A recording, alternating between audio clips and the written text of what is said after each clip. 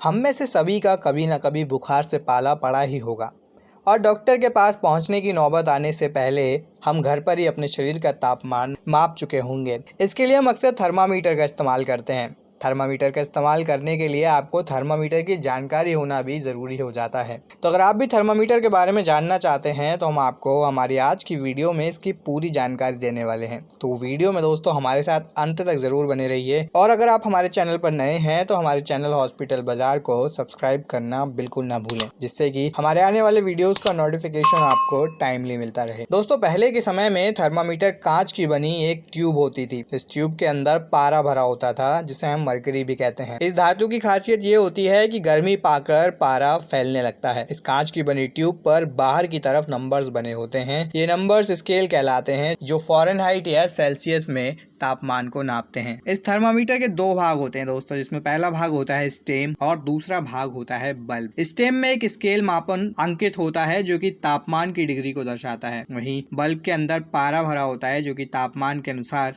Steam में जाकर ऊपर चढ़ता है। पहले पुराने प्रकार के थर्मामीटर में मरकरी या अल्कोहल का इस्तेमाल करके शरीर के तापमान को मापा जाता था, लेकिन अब के थर्मामीटर में इसके लिए इंफ्रारेड किरणों का उपयोग किया जाता है। अब दोस्तों, पुराने थर्मामीटर के साथ साथ कुछ नए थर्मामीटर भी यूज में आ गए हैं। तो आइए जानते हैं कि आज के समय में कितने प्रकार के थर्मामीटर का प्रयोग किया जाता है और ये कैसे काम करते हैं। तो दोस्तों, सबसे पहला थर्मामीटर है क्लिनिकल थर्मामीटर, जिसके बारे में आप सभी जानते होंगे और आपने सभी देखा होगा डॉक्टर्स को यूज करते हुए। जब भी हम डॉक्टर को विजिट करते हैं अपनी किसी भी प्रॉब्लम को लेकर, ये थर्मामीटर में पारे का प्रयोग किया जाता है, जो कि एक तरल एवं चमकदार धातु होती है और तापमान में होने वाले थोड़े से परिवर्तन के प्रति ये संवेदनशील होता है। स्टेम पर लंबी लाइन डिग्री को शो करती है तथा छोटी लाइनें डिग्री के 10वें भाग को शो करती हैं। हर छोटी लाइन 2/10 डिग्री फ़ारेनहाइट और 1/10 डिग्री सेल्सियस के बराबर होती है। क्लिनिकल थर्मामीटर को ग्लास थर्मामीटर भी कहते हैं दोस्तों। ये थर्मामीटर पुराने समय में काफी यूज किया जाता था, लेकिन अब इसका यूज बहुत ही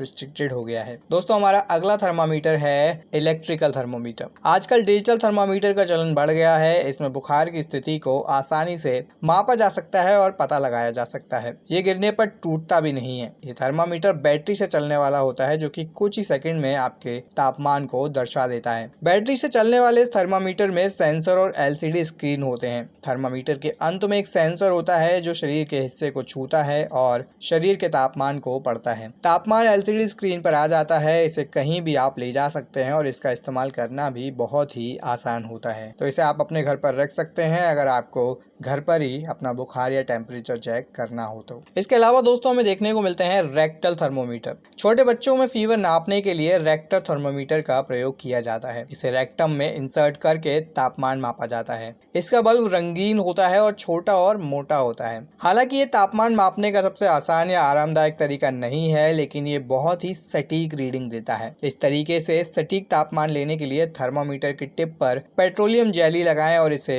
लगभग आधा इंच तक रेक्टम में डालें। इसके बाद दोस्तों, जब आप इसे अपने शरीर पर लगाते हैं तो इससे फिर आपको आपके शरीर का एग्जैक्ट टेम्परेचर शो होने लगता है। इसके अलावा दोस्तों, हमें देखने को मिलते हैं टिम्पैनिक मेम्ब्रेन थर्मोमीटर। ये थर्मामीटर कान के अंदर से इंफ्रारेड हीट को पढ़कर कान के अंदर के टेम्परेचर को मापता है। बेस्ट रिजल्ट के लिए यहाँ थर्मामीटर लगाने के लिए कान के अंदर डिवाइस के निर्देशों का पालन करना सुनिश्चित करना चाहिए हमें दोस्तों, यानी कि हमें डिवाइस को दिए गए इंस्ट्रक्शन को फॉलो करके ही यूज करना चाहिए। बड़े बच्चों के लिए थर्मामीटर आसानी से उपयोग में लाया जा सकता है।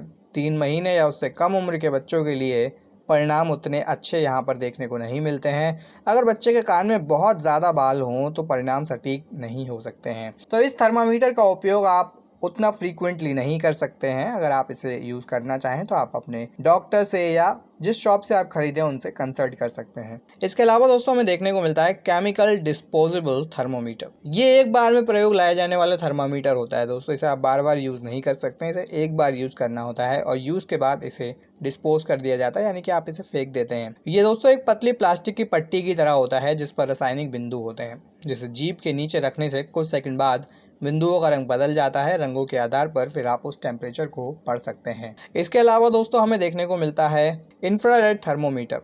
दोस्तों बिना टच किए टेम्परेचर लेने के लिए इंफ्रारेड थर्मामीटर का यूज़ किया जाता है। नॉन कॉन्टैक्ट सुविधा उन्हें बहुत ज़्यादा हाई और लो सरफेस के टेम्परेचर को मापने के लिए ये बहुत ही अच्छा बनाता है। मेजरमेंट एरिया के सेंटर को दिखाने के लिए डिज़ाइन की गई लेजर टारगेटिंग सिस्टम को शामिल करना उनके लिए सामान्य है। सभी थर्मामीटर में से स्पॉट साइज और एमिशन जैसी जटिलताओं के कारण ये उपयोग करने के लिए सबसे जटिल हो सकता है, यानी कि ये इतना इजी नहीं है इसको यूज़ करना और सभी लोग इसे यूज़ ना करें। ये मोटर वाहन, व्यापार और एयर कंडीशनिंग सिस्टम जैसे स्थानों में उपयोग होते हैं। मैन्युफैक्चरिंग प्रक्रियाएं जिनमें अत्यधिक तापमान शामिल होते हैं वहाँ भी इनका उपयोग किया जाता है। आइए दोस्तों अब हम जानेंगे कुछ सावधानियों के बारे में जो कि हमें ध्यान में रखनी चाहिए थर्मामीटर के रखरखाव के लिए। थर्मामीटर को गिरने से बचाना चाहिए। यूज के बाद दोस्तों थर्मामीटर को साफ करके रखना चाहिए। खाना खाने के बाद या फिर कोई गर्म लिक्विड पीने के बाद हमें टेम्परेचर नहीं लेना चाहिए, कम से कम 10 मिनट तक। आइए अब जानते हैं दोस्तों आपको कब टेम्परेचर नहीं लेना चाहिए। दिन के वक्त शरीर का तापमान बदलता रहता है। शरीर रात भर ठंडा रहता है लेकिन शाम को गर्म हो सकता है। अगर एक्सरसाइज आप करते हैं तो भी आपके शरीर का तापमान बढ़ सकता है और आप गर्म हो सकते हैं। इस तरह की स्थितियों में बुखार नापने से बचना चाहिए।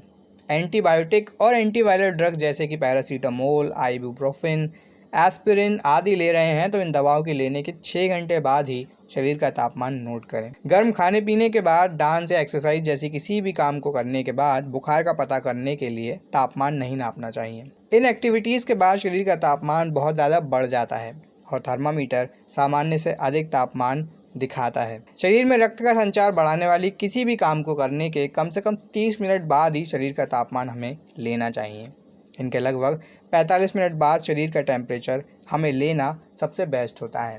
तो दोस्तों ये था हमारा वीडियो कि टेम्परेचर लेने के लिए आपको थर्मामीटर का प्रयोग किस प्रकार करना चाहिए और कौन सा थर्मामीटर आपके लिए बेस्ट होता है। तो दोस्तों थर्मामीटर से जुड़ी जानकारी हम आपके लिए लेकर आए इस वीडियो में। आशा करते हैं वीडियो आपको पसंद आया होगा। वीडियो पसंद आया हो तो लाइक और शेयर जरूर करें। अगर आप चैनल पर नए हैं तो चैनल को सब्सक्राइब करें और जुड़े हमारे चैनल हॉस्पिटल बाजार के साथ। धन्यवाद।